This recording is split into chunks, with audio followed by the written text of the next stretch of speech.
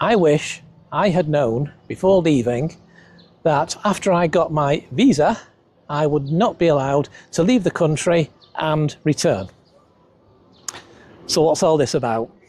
Okay, so what happened is it took me about 3 months to get my visa, which is obviously about 90 days.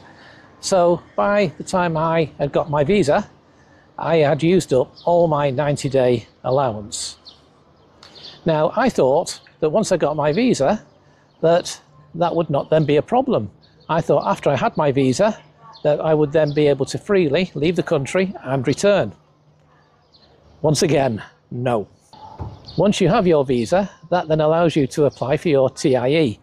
And it's your TIE card that allows you back into the country. So having the visa alone is no guarantee of being allowed back into the country. Now, getting the TIE, again, can take months and months and months, typically 3 or 4 months. So you've got a gap there, haven't you, from getting your visa to getting your TIE, which can be 3 or 4 months very easily. And during that time, chances are you have used up all your 90 days. So during that period, technically, you are not allowed to leave Spain. Well, you are allowed to leave anytime you want, but you're not allowed back in again.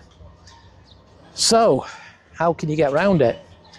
Well, there is, thankfully, a form you can apply for, and it's called a regresso form. Now, getting one of these can be very, very difficult, certainly before you've had your first TIE meeting. Once you've had your first TIE meeting, it becomes a lot more simple. But that period between you getting your visa and then applying for your TIE and getting your first appointment, that is almost impossible to get a regresso form